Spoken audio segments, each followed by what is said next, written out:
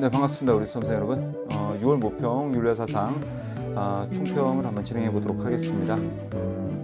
일단 여러분들 오늘 6월 모평 보시느라고 이제 굉장히 좀 피로도 좀 많으셨고 힘드셨을 텐데 수고하셨다는 말씀 드리면서 오늘 여러분들이 치렀던 6월 모평은 예년에 비해서는 상대적으로 평이했다라는 그런 어떤 평가들이 좀 있습니다. 그 이유 중에 하나는 이제 제가 말씀드리고 싶은 게 예측 가능한 기출 주제 중심의 출제가 이루어졌죠. 뭐 예를 들어 동양윤리에서 이루어지면 이황 이의, 그다음 어때요? 성리학자들과 정약용의 비교, 또 비교를 했을 때 비판의 포인트, 덕이라는 것이 선천적이지 않다. 이런 식으로 우리가 이제 공부를 하면서 어느 정도 기본적으로 우리가 공부하고 있는 개념들, 그런 개념들 중심으로 철저하게 출제가 이루어졌다라는 겁니다.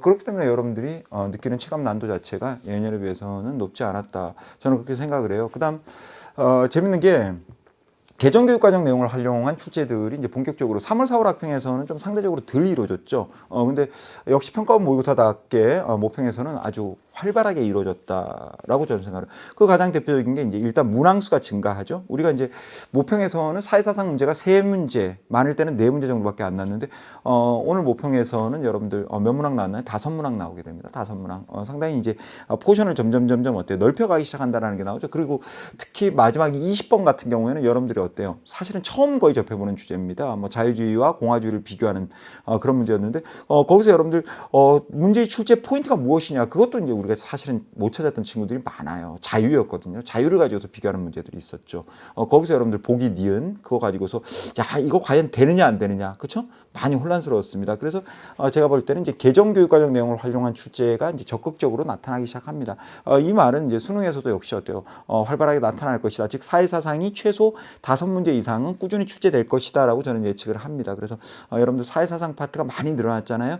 그 부분에 대한 대비가 철저하게 이루어져야 된다. 특히 뭐 묵자와 관련된 내용은 3월, 4월 학평에 이어서 역시 어때요? 6월 모평에서도 그대로 묵자 문제를 출제를 하게 되죠. 이번에는 누구까지 끌고 들어옵니까? 갈등까지 데리고 들어옵니다. 원래 우리가 3, 4월 학평에서는 평화라는 주제에서 묵자 중심으로 나왔고 갈등은 거의 안 보였잖아요. 그렇죠? 그런데 이제 갈등까지 들어오면서 점차 어떻습니까? 좀 구체화되는 느낌? 그런 식으로 어때요? 교육과정, 즉 개정교육과정 내용을 활용한 출제가 점점 선명하게 보여지고 있다는 것도 사실 오늘 모평에서 우리가 주의 깊게 봐야 될 부분입니다. 다음 볼게요. 반정반호 개념이라는 건 뭐냐면 반은 정답이고 반은 틀린 거예요. 그런데 여러분들은 어때요? 반정반호를 보면 여러분들은 뭘 봐야 돼요? 옳은 것을 보면은 O를 봐야 되거든. 오답을 보고 아니구나라고 골라내야 되는데 반은 정답을 넣는 거야. 그러니까 예를 들어 어떤 사상 얘기하면 그 사상을 대표하는 거 있죠. 예를 들어 마르크스를 냈어요. 그럼 선택지에 뭐가 나오면 여러분들 딴 게 안 보여. 평등이라는 단어를 넣으면 딴 게 안 보이거든. 그렇죠? 그럼 어때요? 마르크스 앞에다가 뭐를 넣습니까? 평등을 넣어줘요. 선택지에. 그러면 그 앞에다가는 분명히 어때요? 예를 들어 사유재산 제도 하에서 소유의 평등. 이러면 이건 말이 안 되는 거야. 맞죠? 그런데 여러분들은 어때? 사유재산은 보여 안 보여? 안 보여. 그건 반 옵니다. 반은 틀리게 하는 거죠. 뭐만 보여? 반은 맞는 얘기를 쓴 거야. 뭐? 소유의 평등. 그럼 여러분들은 뭐만 보이는 거야? 소유의 평등만 보이는 거야. 그런 식의 선택지가 제가 봤을 때 오늘 모평에서 한 3-4문항에 걸쳐서 그런 선택지들이 보여졌다라는 거죠. 그래서 여러분들이 반정반호 개념을 활용한 선택지들의 출제가 이제 어떻게 보면 오늘 모평에서 굉장히 과거에 비해서 많이 늘어났다라는 거예요. 그만큼 이제 여러분들이 뭐 해야 된다? 문제 풀 때 신중해져야 될 필요가 있고 또 확실한 지식을 이건 뭐 너무 필수적인 거예요. 정말 어때요? 확실하게 알아야 되는 거예요. 그렇죠? 그런 문항들이, 그러니까 여러분들은 이제 어떻게 보면 흔드는 거죠. 흔드는 선택지들이 점점 뭐 하고 있다? 늘어나고 있다. 이렇게 여러분들이 이해해 주시면 될 것 같아요. 그다음 출제 비율을 한번 간단하게 보겠습니다. 출제 비율을 보시면은, 서양윤리를 좀 주목을 해주세요. 이제까지 보면요, 작년까지 우리가 평가원 모의고사 제가 이제 계속 해설 강의 수능까지 하고 있지만, 가장 출제 비율이 높은 건 언제나 뭐였다? 서양윤리였습니다. 그 다음이 뭐죠? 동양윤리. 그 다음 사회사상. 1, 2, 3입니다. 그쵸? 그러던 것이, 죄송합니다. 이게 5네요. 5. 5문항 출제가 된 거죠. 그래야 8, 7, 5 해야 어때요? 20이 되니까. 예. 보세요. 서양윤리 문항이 가장 어떻게 보면은 이제 좀 줄어든 거죠. 서양윤리가 원래 몇 문항 나왔냐면요. 최소 8문항 나왔고 많을 때는 9에서 10문항까지 나왔거든요. 서양윤리가 줄었습니다. 동양윤리는 그 포션을 유지를 해요. 동양윤리가 원래 몇 문항 정도 나왔냐면 7문항 정도 나왔거든요. 이건 이제 교육과정이 그대로 반영이 된 겁니다. 왜 그럴까요? 동양윤리 파트는 줄어든 내용이 거의 없어요. 하지만 서양윤리 파트는 굉장히 많은 양을 털어냈습니다. 많은 양을 털어냈기 때문에 당연히 어떻습니까? 문항수가 뭐야? 줄어들어야 돼요. 사회사상은 우리가 원래 몇 문항 정도 나왔냐면 4문항 정도 나왔거든요. 그게 이제 몇 문항 정도 나옵니까? 5문항 정도 나오게 되는 거죠. 그래서 퍼센테이지로 따지면 어때요? 25% 정도가 됩니다.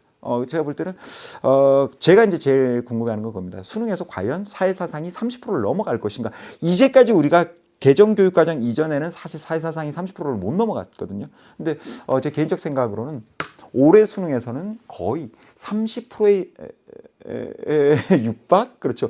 30% 정도를 바라볼 수 있을 만큼. 그러려면 몇 문항 나와야 돼요? 6문항이 나와줘야 되거든요. 어쩌면 6문항까지 출제될 가능성이 있습니다. 그럼 어디서 줄여요, 선생님? 서양윤리를 더 줄이기는 어려워요. 그러면 어디를 줄인다? 동양윤리를 7으로 줄일 가능성이 있죠. 왜? 지금 여러분들 사회사상의 이제 파트의 그 절대적인 볼륨, 분량을 보시게 되면은 그 분량 자체가 어때요? 결코 서양윤리에 비해서 많이 적다라고 얘기하기 어렵거든요. 그래서 제가 볼 때 앞으로 이제 9월 모평에서도 말씀을 드리겠지만 요 출제 비율도 우리가 굉장히 주의 깊게 봐야 될 부분이에요. 그래서 요런 이제 재밌는 모습들이 나타났다라는 거. 그다음 이제 주요 문항을 제가 이제 예측해서 분석을 해드리면 고난도 문항이라고 제가 생각하는 건 이제 10번 문항입니다. 10번 문항이 바로 뭐냐면은 이제 사이계학설, 홉스 로크 비교하는 문항. 역시 선택지가 어려워요. 다른 문항에 비해서 확연하게 느껴지죠. 그 다음 11번 문항, 칸트하고 벤담하고 미를 비교하는 문항입니다. 비판하는 문항이었는데 거기에 나와 있는 내용들이 물론 정답을 찾기는 어렵지 않았는데 오답이 왜 오답인지를 정확하게 설명하고 분석해내는 데는 사실 어때요? 쉽지 않은 지식들이 요구됐다. 그런 면에서 저는 10번과 11번 문항이 대표적으로 고난도 문항이었다. 라고 저는 평가를 내리고 싶고요. 그 다음 함정 문항들도 역시 있었습니다. 2번, 5번, 10번. 대체적으로 2번, 5번, 10번에 가면 어떤 표현이 있어요? 지금 제가 여러분한테 말씀드린 것처럼 반정, 반호. 반은 맞는 얘기인데 반은 틀린 얘기죠.